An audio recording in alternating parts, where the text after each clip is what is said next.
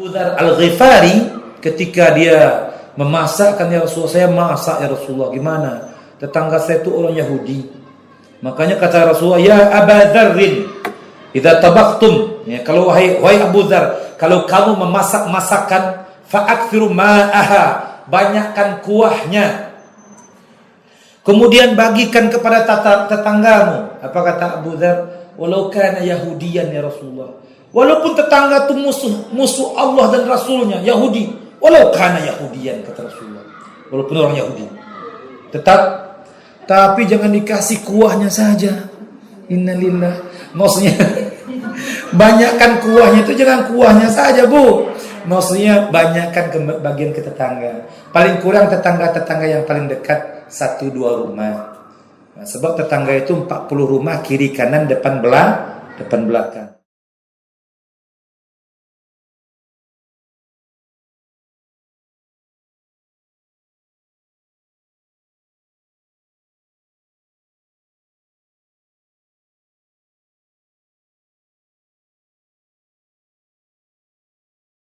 Sampai ke tahap itu, maksudnya apa kata sahabat Nabi? Nabi kalau menceritakan Nu'man ini, Nabi senantiasa ketawa sampai gigi taring Nabi nampak. Maksudnya apa? Memang Nabi dengan sahabatnya itu memang akrab, sampai walaupun begitu Nabi tetap memaafkan. Nabi tetap, Masya Allah, memaafkan sahabatnya sampai ke tahap itu.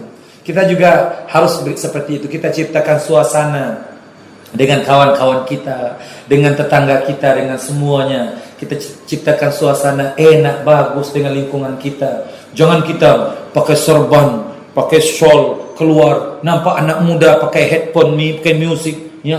A'udzubillahi minasyaitonirrajim. Jangan seperti itu. Menganggap kita sudah confirm masuk surga. Belum tentu lagi. Ya, Ustaz, engkau pun belum tentu lagi masuk surga Allah Subhanahu wa taala, melainkan engkau memang meninggal dalam keadaan husnul khatimah. Makanya Ustaz sedih pun, Ustaz khawatir juga. Nanti kalau Ustaz juga takut kalau hidayah Allah dicabut daripada hati kita.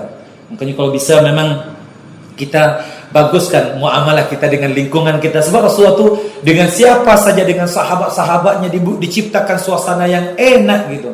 Jadi Nabi nggak ada, dia yang paling bertakwa, tapi tetap Nabi tersenyum. Bahkan Nabi tersenyum dengan orang yang memakinya, tetangga yang senantiasa dia lewati, dimakinya Muhammad gila, Muhammad penyihir, Muhammad tukang tenung. Nabi tetap senyum dengan ibu itu. Kita kalau sudah begitu orang, innalillahi wa inna ilaihi raji'un, ya. Kalau ada orang sama kita begitu, jangankan memaki begitu, melengos saja orang itu udah melengos kita.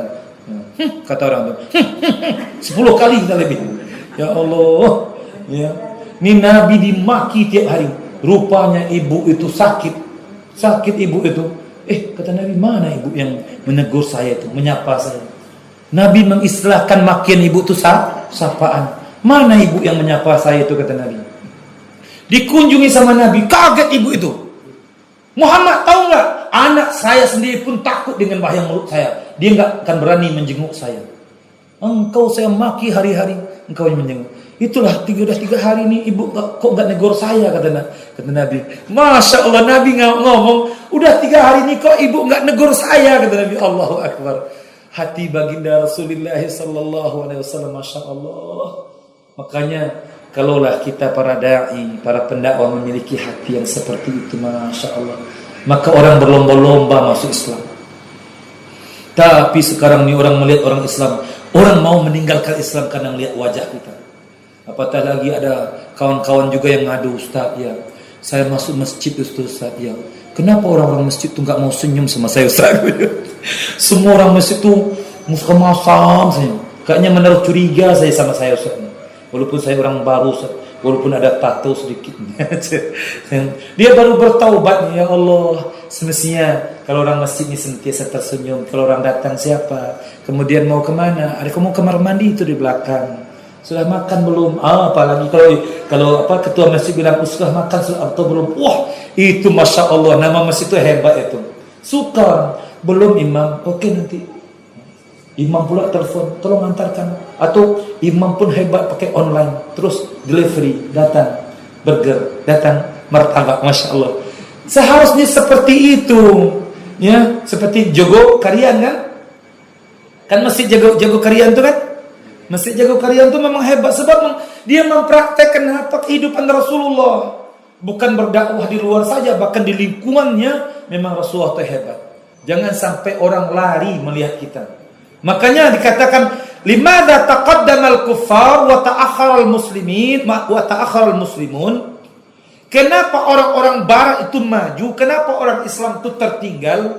Li'annal kuffar, li'annal muslimin taraka dinahum. Wa annal kuffar taraka dinahum wa yattajihu ilal Islam. Seperti mana yang sampaikan. Kenapa orang Islam itu mundur, orang kafir maju? Sebab orang Islam meninggalkan agamanya. Orang kafir juga meninggalkan agamanya, tapi dia mengambil Islam. Coba lihat dalam muamalah harian saja. Kalau ketemu sama orang atau tersentuh sedikit orang kafir itu, orang non muslim itu, apa yang dibilang? Excuse me. Dia langsung minta maaf kan. Coba kita kalau keinjak sedikit, hei, punya mata. Coba lihat, orang kafir itu masya Allah. Saya pernah di Malaysia itu, orang barat pakai motor besar, saya motor kecil saya. Saya memang ketika itu agak oleng sedikit, saya menghindarkan lubang, hampir dia tabrak saya. Seharusnya saya yang salah. Tapi dia bilang, I'm sorry. Dia minta maaf. Masya Allah. Kita kalau ada orang nak punya matuang. Masya Allah. Kadang-kadang ya Allah jangan sampai ya. Jangan sampai. Kalau bisa akhlak kita akhlak dengan akhlak yang mempereratkan kita. Dan jangan sampai kita sebagai seorang yang merasa kita yang jauh lebih hebat, yang jauh lebih suci enggak. Bahkan Rasulullah itu orang yang paling suci, tapi dia orang yang paling rendah, yang paling mudah tersenyum dengan siapapun. Kita Masya Allah susah tersenyum. Apalagi kalau sudah beli mobil mewah pula. Oh enggak susah. Kadang-kadang batuk pun sudah berubah itu.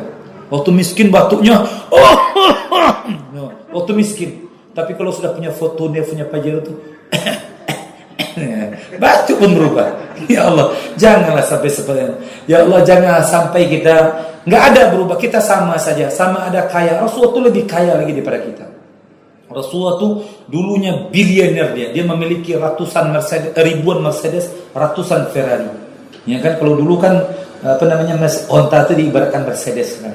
Kuda itu sama dengan Ferrari lah sekarang. Nabi itu kaya, tapi tetap dia welcome-nya, bagusnya wajahnya, tersenyumnya. Bahkan Nabi mensyariatkan ya, siapa yang meneltaqa ya, siapa yang tabassumuka li wajhi akhika sadaqah. Kata Nabi au kama qala sallallahu alaihi wasallam.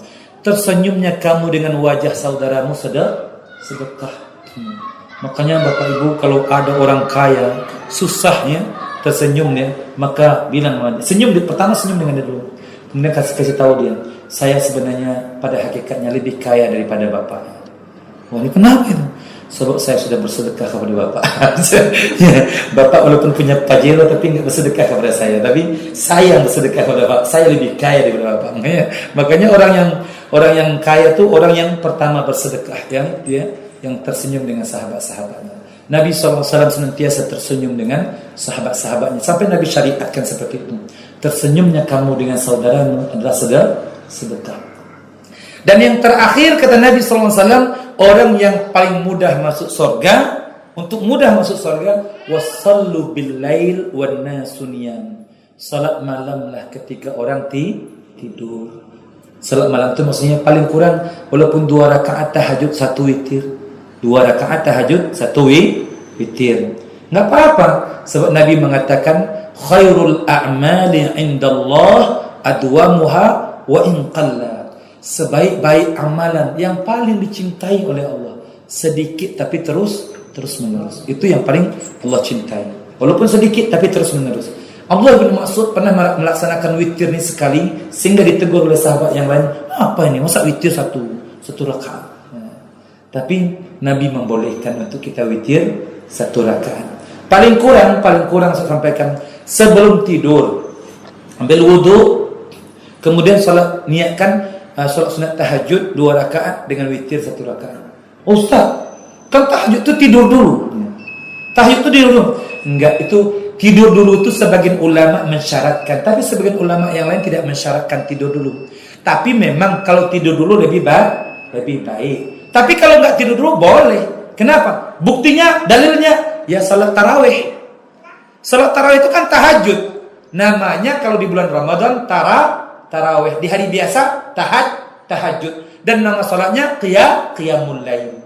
Sebab kata Ibunda Aisyah, salat malam Nabi itu sama ada di hari biasa maupun di bulan Ramadan jumlahnya sama. Salat tarawih kita tidur dulu Enggak kan? Makanya kalau bisa kita salat tahajud sebelum tidur pun boleh. 2 rakaat tahajud, 1 witir paling kurang. Jangan 48 rakaat tarawih tahajud 3 witir tapi sekali sebulan. Nah, makanya juga bersedekah juga sama. Sedekah tiap hari 5.000 lebih baik daripada 300.000 tapi sekali sebulan. Nah, ya. Dia yang Allah tuh suka tuh sedikit tapi tiap hari. Apatah lagi kalau dia bersedekah sebelum subuh. Nah, makanya Allah malaikat mendoakan, ya Allah tambahkan rezeki orang yang pemurah ni ya Allah. Sebab turun 2 malaikat setiap sebelum subuh. Itu tambahkan rezeki orang yang dermawan, sempitkan rezeki orang yang bakhil. Makanya 4 ini kalau kita laksanakan, sedikit lagi ya, 4 ini kalau kita laksanakan kita akan bisa masuk surga dengan selamat. Yaitu sebarkan salam dan banyakkan mengucapkan salam. Sebab itu juga yang akan mengikatkan tadi persaudaraan kita, persahabatan kita, dan bahkan sosial kita dengan masyarakat yang lain. Ya, enggak apa-apa. Assalamualaikum siapa saja. Assalamualaikum. Walaupun orang muda yang begini, assalamualaikum. Waalaikumsalam, walaupun main headphone gitu ya, jelas dia mengucapkan. Pokoknya salam saja. Mudah-mudahan dengan salam itu orang semakin tertarik dengan Islam, insyaallah ya. Ya, kepada orang yang kita kenal dan kepada orang yang tidak kita kenal. Mudah-mudahan Allah anugerahkan kepada kita persahabatan yang hebat sehingga Allah limpah-limpahkan rezekinya kepada kita. Sebab selagi kita masih ada bertengkar dalam satu kawasan itu, Allah akan tahan rezekinya. Tapi kalau sudah di kawasan itu sudah semuanya bagus, nikmat semuanya, makanya Allah curah-curahkan rezekinya. Dan memang melimpah-limpahnya rezeki ketika Nabi Isa memerintah di alam ini, karena tidak satu pun di bumi ini orang yang bertengkar dengan saudaranya. Tidak satu pun. Kalau kita lihat sekarang di kawasan kita, berapa orang yang bertengkar setiap hari. Ya. Makanya susahnya rezeki, nggak dapatnya rezeki, nggak adanya keberkahan. Sebab apa? Tidak adanya tali persaudaraan yang hebat. Makanya Nabi datang ke Madinah, yang pertama Nabi lakukan apa? Menghubungkan persaudaraan, itu yang terbaik. Oke? Jadilah kita hamba-hamba Allah yang senantiasa bersaudara, senantiasa menjaga persahabatan, kemudian saling memberikan hadiah, saling memberikan makan, saling memberikan apa saja yang bisa mendekatkan kita dengan sahabat-sahabat kita dan tetangga kita, insyaallah. Dan bahkan Nabi mengatakan, "Man kana yu'minu billahi wal yawmil akhir falyukrim jarah." Siapa yang beriman dengan Allah dan hari akhir, maka muliakan tetangganya. InsyaAllah kita termasuk orang-orang, mudah-mudahan kita termasuk orang-orang yang memuliakan tetangga yang beriman dengan Allah dan hari akhir. Itu saya yang bisa sampaikan. Yang benar datangnya dari sisi Allah Subhanahu wa taala. Yang salah dan khilaf karena kelemahan sedih kepada Allah saya minta ampun, dan kepada bapak dan ibu semuanya saya minta maaf.